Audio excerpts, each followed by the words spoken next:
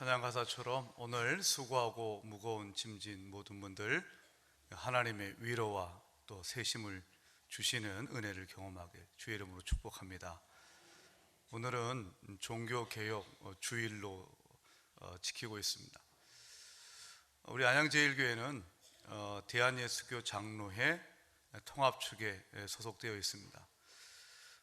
해마다 종교개혁을 주일을 지키는 까닭은 우리 안양제일교회는 장로교회인데 이 장로교는 개혁교회 안에 가장 대표적인 교단입니다.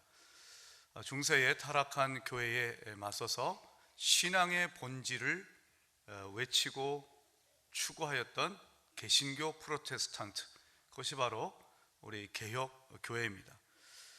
그래서 오늘 종교개혁 주일로 지키면서 과연 신앙의 본질이 뭘까를 함께 좀 묵상해 보고자 합니다. 여러분, 세상에서는 지금 개혁 얘기를 많이 합니다. 특별히 검찰을 개혁해야 된다, 이걸 가지고 지금 이 나라가 국론이 분열되어 있는 것도 사실입니다. 여러분, 개혁이 뭘까요? 어떻게 하는 것이 개혁입니까? 여러 가지 개혁의 종류가 있지만 개혁의 본질은 공통점은 원래 그것의 원래의 목적, 본질을 회복하는 것, 그것이 개혁이 아닐까 합니다.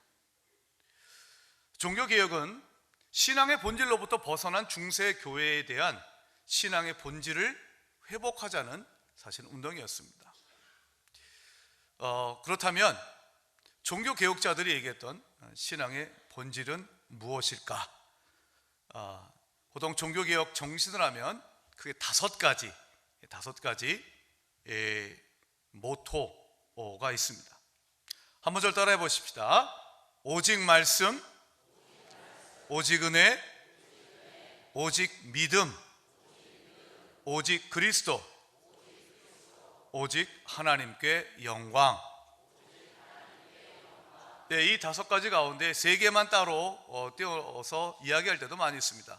오직 말씀, 오직 은혜, 오직 믿음, 이 세 가지를 이야기하기도 하고 두 가지를 더 붙여서 거기에 오직 그리스도, 오직 하나님께 영광, 그렇게 말하기도 합니다.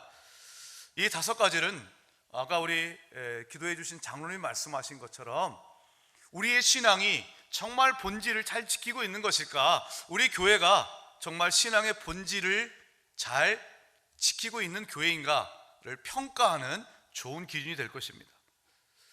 한번 그 다섯 가지를 가지고 이렇게 한번 스스로 물어보도록 하지요. 첫 번째는, 여러분, 나는 내 인생의 모든 결정 기준이 성경인가? 내 삶의 기준이 성경인가? 이걸 한번 질문해 보시기 바랍니다. 두 번째는 오직 은혜라고 했습니다. 내가 구원을 받은 것, 내가 세상에서 출세하고 공로가 있기 때문에 하나님이 구원을 주신 것이 아니라 나는 아무 공로 없지만 하나님께서 나에게 은혜로 구원을 주신 줄 믿습니다. 내가 갖고 있는 모든 것 하나님의 은혜입니다. 또 세 번째, 오직 믿음이라 했습니다. 여러분, 무엇으로 살고 계십니까? 여러분, 돈으로 살아갑니다. 돈이 없으면 안 됩니다. 경제생활이 중요하지요. 권력이 중요합니다. 힘이 중요합니다.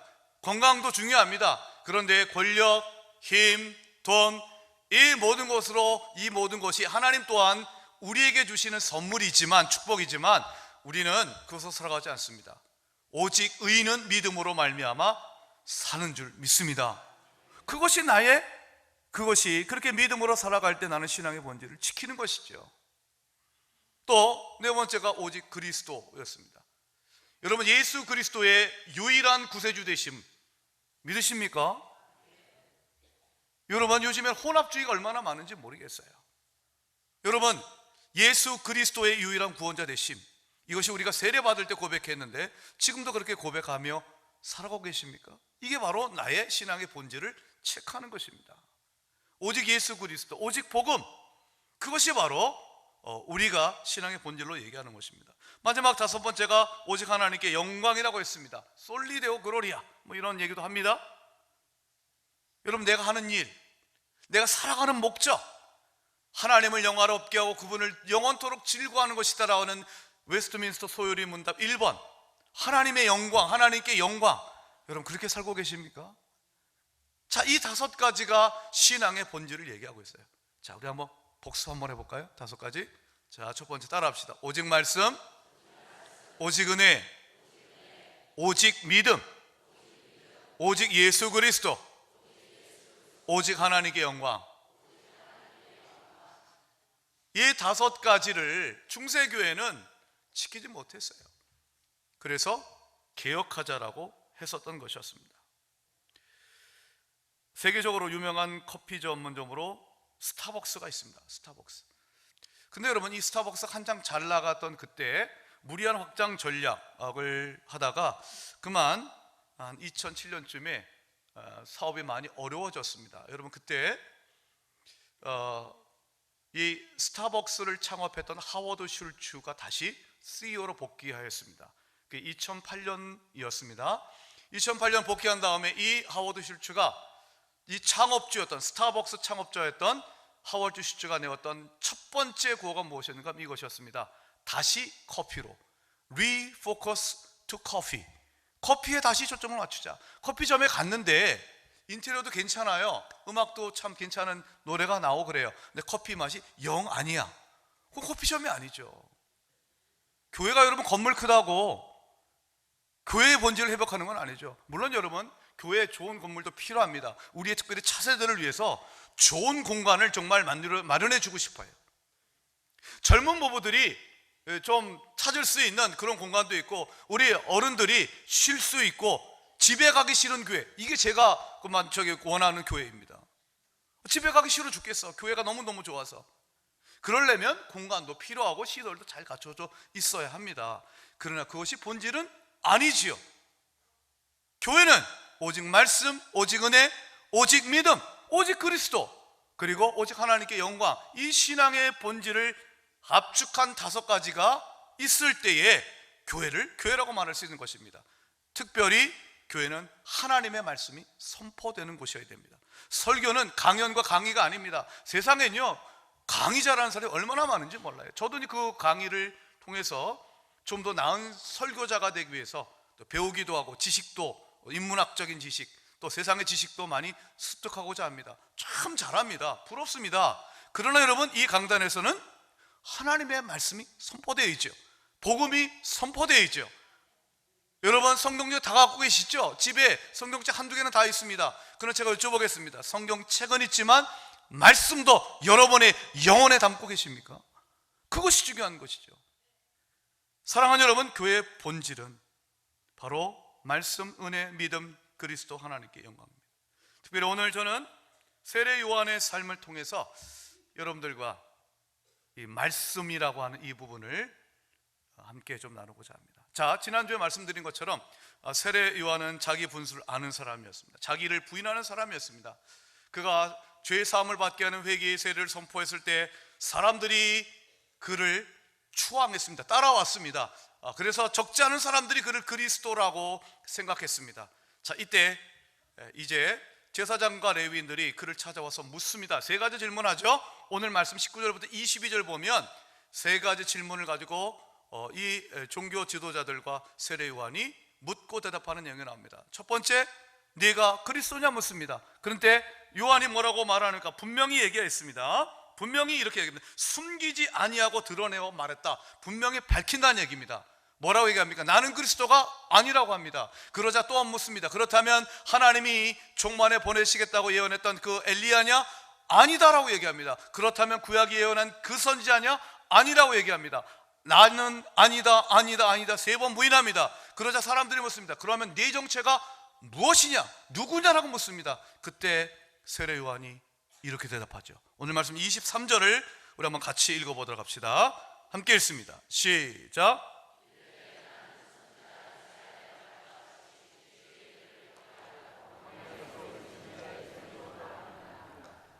광야에서 외치는 자의 소리. 이게 세례 요한이 자기를 드러내고 표현하는 자기 정체성이에요. 세례 요한은 이사야의 말씀을 묵상하면서 자기가 누구인지를 그 이사야의 말씀을 통해 자기가 어떤 사람인지 말합니다. 나는 광야에서 외치는 자의 소리다. 자, 여러분 여기 주목해서 다시 한번 들어보세요. 요한이 이렇게 말하지 않았습니다. 나는 광야에서 외치는 자다 라고 말하지 않고 나는 광야에서 외치는 자의 소리다라고 했어요. 요한은 소리랍니다. 우리 예수님은 말씀입니다. 태초에 말씀이 계시니라. 그 말씀이 하나님과 함께 하셨고 그 말씀은 하나님이셨습니다. 말씀이 육신이 되어 우리가 그분을 보았다. 은혜와 진리가 충만하다고 했습니다. 요한은 소리, 예수님은 말씀. 이 소리와 말씀이 세례요한과 예수님을 잘 나타내 주는 것입니다. 둘은 비슷한 것 같지만 다릅니다. 소리는 귀에 닿습니다. 말씀은 내 마음에 닿는 것입니다. 소리는 형식이고 말씀은 내용입니다. 소리는 도구이고 말씀은 본질입니다. 우리가 흔히 손가락으로 달을 가리킨다고 얘기를 합니다. 세례요한은 손가락이고 예수님은 달인 것입니다. 여러분, 그렇게 비슷하지만 그러나 이 소리와 말씀은 구분이 됩니다. 우리는 여기서 이런 것을 확인할 수 있습니다. 말씀을 담을 때 그 소리가 진정한 소리가 되는 것입니다. 사랑하는 여러분, 소리는 말씀을 담을 때 참된 소리가 됩니다. 소리가 말씀을 담지 않는 것을 뭐라고 하는지 아십니까? 헛소리라고 합니다. 헛소리가 심해지면 우리는 뭐라고 합니까? 소리 앞에 개자를 붙입니다. 사람의 소리가 아니라는 것입니다. 들을 필요조차 없다는 것입니다. 소리가 가짜를 담아도 헛소리가 됩니다. 한국 사회는 요즘에 가짜 뉴스 전쟁이 벌어지고 있습니다. 진보와 보수가 서로 자기의 소리를 드높이고 상대방의 소리는 가짜라고 얘기를 해요. 정신 차리자면 뭐가 진짜인지 가짜인지 헛갈릴 때가 있습니다. 우리는 이 시간 때에 어떻게 해야 될까요? 세상의 소리가 아닌 하나님의 말씀을 들어야 되는 줄 믿습니다. 옛날 광고인데 여러분 이런 광고 들어보셨죠? 이 소리가 아닙니다. 이 소리도 아닙니다. 영각사는 소리가 나지 않습니다. 네. 여러분, 우리가 이 소리도 저 소리도 아닌 하나님 앞에서 침묵하며 그 하나님의 말씀을 사모하고 들을 때 세상의 소리를 분별하는 능력이 주어질 줄 믿습니다. 사랑하는 여러분, 헛소리, 비난의 소리, 가짜 소리, 이런 얘기는 세상에서 듣는 것으로 충분합니다. 교회 오면 하나님의 말씀만 들으시기 바랍니다. 교회 오면 하나님의 말씀을 갖고 은혜를 나누시기 바랍니다. 교회에 오면 찬양만 하시기 바랍니다. 교회에 오면 서로 축복하고 칭찬하시기 바랍니다. 왜 교회 와서 여전히 뒷담하십니까? 왜 여전히 교회 와서 여러분 비난하십니까? 이 교회에서는 우리 진정 교회의 본질을 회복하는 것은 하나님의 말씀으로 그득 채우는 것인 줄 믿습니다. 베드로전서 4장 11절이 우리에게 이렇게 합니다. 만일 누가 말하려면 하나님의 말씀을 하는 것 같이 하고 누가 봉사하려면 하나님의 하시는 쉼으로 하는 것 같이 하라. 여러분, 이제는 앞으로 말할 때 하나님의 말씀을 하는 것 같이 하랍니다. 설교하라는 뜻이 아닙니다. 여러분의 소리에, 목소리에 내 의지, 내 주장을 담는 것이 아니라 하나님의 진리의 말씀을 담는 것입니다. 내 안에 하나님의 말씀이 없으면 내 소리가 나옵니다. 사람의 소리가 나옵니다. 교회 안에 말씀이 사라지면 사람의 주장이 득세하게 되어 있습니다. 말씀이 오직 생명과 진리의 말씀만이 들려질 때 하나님 영광 받으실 줄 믿습니다. 또 소리가 말씀을 담지 않으면 그것은 헛소리뿐만 아니라 잔소리가 됩니다. 잔소리는 소리 앞에 잔자가 붙은 것입니다. 접두사지요? 잔머리 굴린다, 잔꾀, 잔돈할 때 그 접두사입니다. 사전을 찾아보면 잔이라는 이 접두사는 가늘고 작다, 자질구레하다는 뜻입니다. 여러분, 자녀들이 지를 싫어하는 게 뭡니까? 부모의 잔소리입니다. 여러분, 그러나 그들이 BTS 이런 애들 앞에서 가면요 뒤집어집니다. 뒤집어져요. 아침 9시 반에 예배를 드리는데도 늦는 아이들이 새벽같이 나가서 기다립니다. 왜일까요? 거기에 자기들의 내면을 충족해 주는 것이 있기 때문입니다. 여러분, 잔소리로 아이들이 변화되지 않는 거 우리가 잘 알고 있습니다. 그런데 잔소리로 계속하죠. 사실 잔소리는 중독성이 있죠. 부모들이 잔소리를 포기하지 못합니다. 그런 우리들에게 하시는 말씀, 에베소 6장 4절, 아비들아 또 너희 자녀를 노엽게 하지 말고 오직 주의 교훈과 훈계로 양육하라고 했습니다. 종교개혁 정신을 이어받는다는 것은, 주님, 내가 더 이상 잔소리하는 부모가 아니라 주님의 말씀은 담은 소리, 참된 소리로 주의 말씀으로 우리의 자녀를 양육해 하여 주시옵소서. 그것이 종교개혁 정신을, 신앙의 본질을 붙드는 가정이 되는 것입니다. 여러분의 입술에 여러분 잔소리 헛소리가 떠나가고 오직 진리와 생명의 말씀으로 충만하길 예수 이름으로 축원합니다. 두 번째, 세례 요한은 자신을 광야에서 외치는 자의 소리라고 했습니다. 광야라고 하는 이 장소적 배경을 두 번째로 좀 묵상하고 싶습니다. 실제로 세례 요한은 광야에서 살았습니다.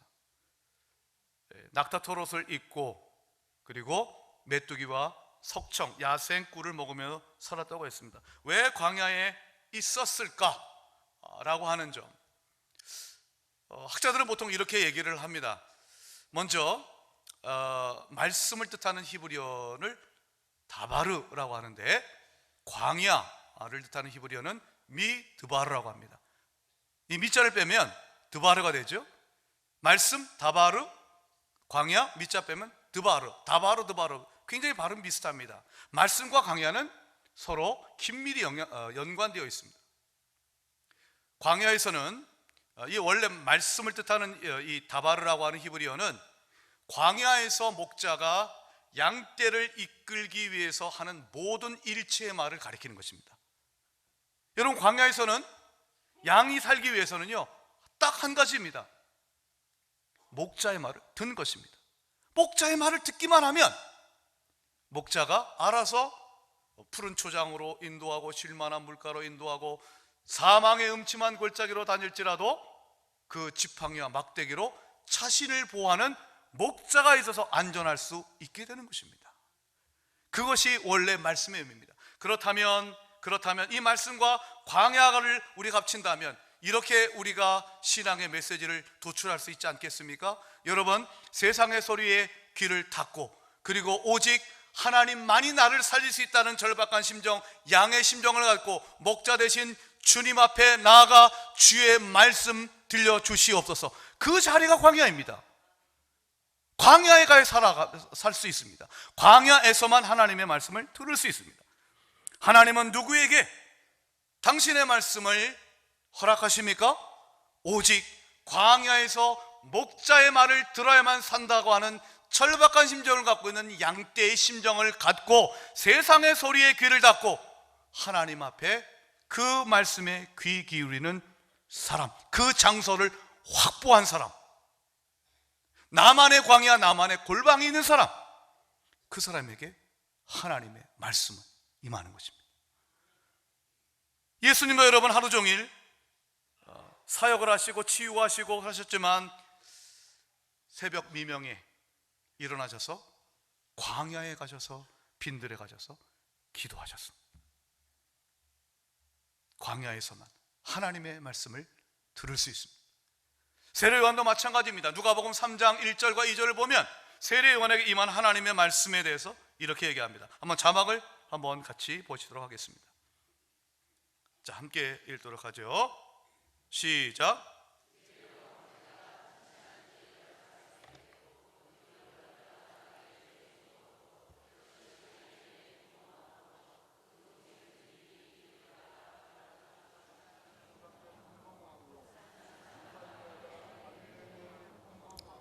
2절, 안나스와 가야부가 대제사장으로 있을 때에 하나님의 말씀이, 자, 잘 봅시다. 하나님의 말씀이 누구에게 임했습니까? 요한입니다. 그 요한은 어떤 사람입니까? 빈들에 있는 요한입니다. 다시 그 자막을 보여주십시오. 누가복음 3장 1절 보면 여기에는 네로라는 당대의 정치 권력자가 등장합니다. 첫째, 디베로라는 로마 황제가 등장합니다. 로마 제국의 황제는 지금의 대통령과는 비교할 수 없을 만큼 절대 권력자였습니다. 신의 아들로 추앙되었습니다. 두 번째, 본디오 빌라도가 등장합니다. 유다의 총독입니다. 로마 황제를 대신해서 이스라엘의 정치 행정적인 것을 주관하는 사람입니다. 권력자입니다. 헤롯, 빌립, 이스라엘의 분봉왕입니다. 보십시오. 황제, 총독, 왕, 세상에 내놓으라는 정치 권력자입니다. 그러나 하나님의 말씀은 그들에게 임하지 않았습니다. 2절을 보여주십시오. 2절 보면 이번에는 종교 권력자가 등장합니다. 안나스와 가야바라고 하는 전현직 대제사장이 언급됩니다. 대제사장은 제사장 가운데서 가장 높은 권력을 갖고 있는 사람입니다. 종교 권력자입니다. 그러나 그들에게는 하나님의 말씀이 임하지 않았습니다. 오직 광야에서 하나님의 말씀을 사모하며 하나님 앞에 겸손히 무릎 꿇고 기도했던 세례 요한에게 하나님의 말씀이 임했습니다. 여러분, 정치 권력이 여러분 부러우십니까? 세상에서 출세하는 것이 부러우십니까? 사랑하는 여러분, 하나님의 말씀은 세상에서 출세한 자에게 임하는 것이 아니라 날마다 나의 골방, 나의 광야에서 하나님을 바라볼 때 하나님의 말씀은 임하는 줄 믿습니다. 지금부터 502년 전 1517년 10월 31일 마르틴 루터가 비텐베르그 성당에 95개조 반박문을 게시하는 것이 본격적인 종교개혁의 시작으로 봅니다. 그러나 제가 아는 루터는요, 개혁과 혁명을 도모하는 투사가 아니었습니다. 제가 아는 루터는 정치가도 아니었습니다. 루터는 말씀의 사람이었습니다. 그는 한 수도원에서, 한 골방에서 하나님의 말씀을 그토록 연구하고 그 말씀을 묵상하였습니다. 그러던 중 로마서 1장 16절과 17절, 내가 복음을 부끄러워하지 아니하노니 이 복음은 모든 믿는 자에게 구원을 주시는 하나님의 능력이라. 17절, 복음에는 하나님의 의가 나타나서, 복음에는 하나님의 의가 나타나서 믿음으로 믿음에 이르게 하나니 기록된 바 오직 의인은 믿음으로 말미암아 살리라. 이 말씀에서 그가 묵상하던 중 당시 하나님의 의에 관한 기존적 통념이 뒤집혀집니다. 하나님은 율법적 하나님으로 우리에게 돈을 요구하고 면죄부를 사야만이 우리의 죄를 사하시는 하나님이 아니라 아무 공로 없지만 오직 예수 그리스도 그 주님의 은혜와 십자가의 은혜만을 믿음으로 받아들이는 자에게 값없이 은혜로 우리를 의롭다 하신 하나님, 그걸 발견한 것입니다. 하나님의 말씀이 임한 것입니다. 그게 신앙의 본질인 것을 깨달은 것입니다. 그 본질을 깨닫자 세상 모든 것이 다 가짜라고 보입니다. 중세 교황들이 발달했던 면죄부, 그 모든 체제들, 타락한 중세의 교회들, 치부하고 자신의 뱃속을 채웠던 그 타락한 교회 앞에 신앙의 본질을 외쳤던 것입니다. 이 신앙의 본질이 어떻게 가능했냐고요? 말씀 앞에 나왔기 때문에, 받았기 때문입니다. 그 말씀을 어떻게 받았습니까? 나만의 광야에서 말씀을 연구하고 묵상했을 때 하나님이 깨닫게 하시고 하나님이 은혜로 부어주신 줄 믿습니다. 목사에게 하나님 말씀을 임하는 게 아니라 광야에 있는 사람에게 임하는 것입니다. 여러분, 사랑하는 여러분, 사랑하는 여러분, 말씀이 회복되길 주님의 이름으로 축복합니다. 모 대기업 광고에 이런 문구가 있습니다.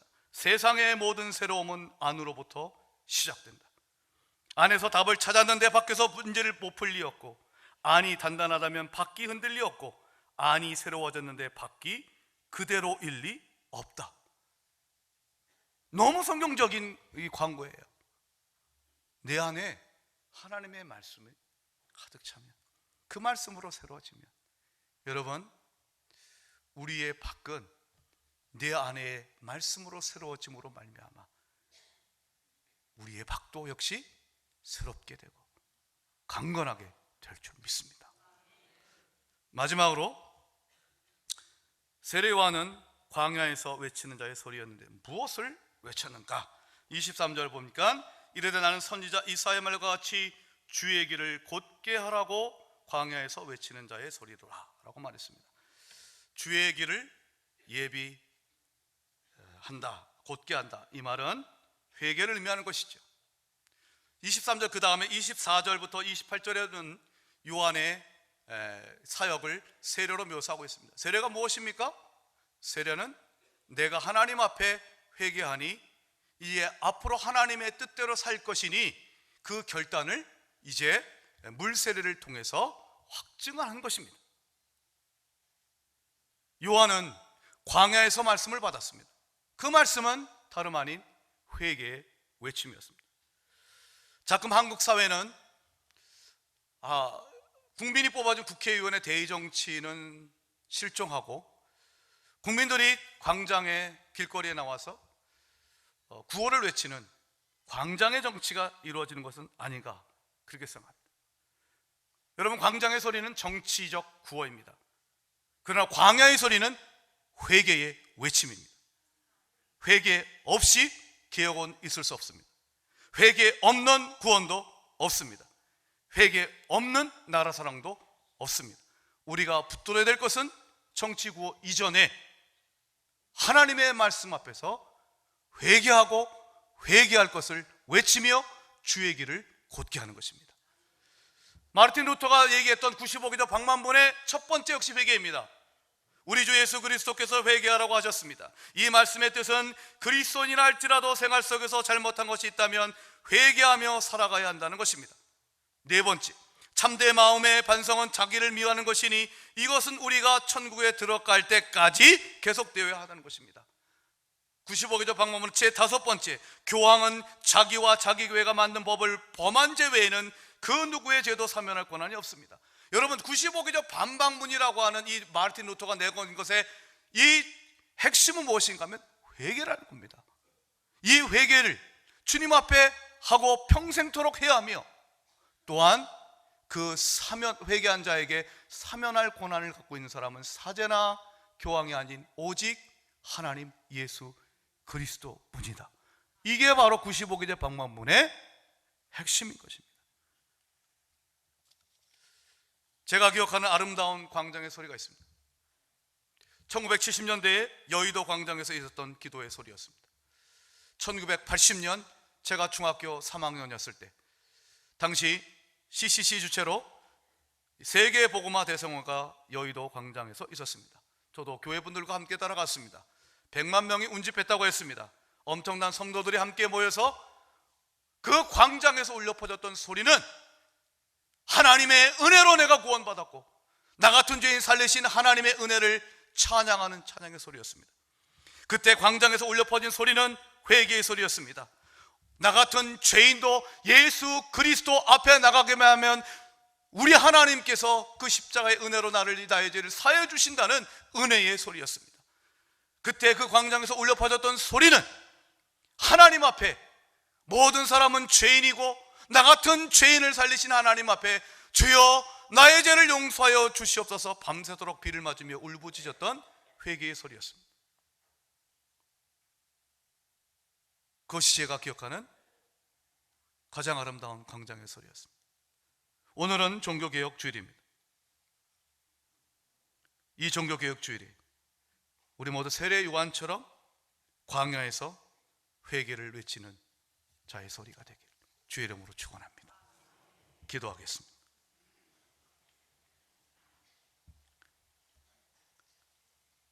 하나님, 502년 전 종교개혁이 시작되었습니다. 그로부터 502년이 지났습니다. 내 삶이, 우리의 가정이, 우리 안양제일교회가, 한국교회가 과연 신앙의 본질을 붙들고 있는지 겸허히 돌이켜보게 하여 주옵소서. 오직 말씀, 오직 은혜, 오직 믿음, 오직 그리스도, 오직 하나님께 영광. 이 신앙의 5가지 본질을 붙들고 회개하게 하여 주시옵소서.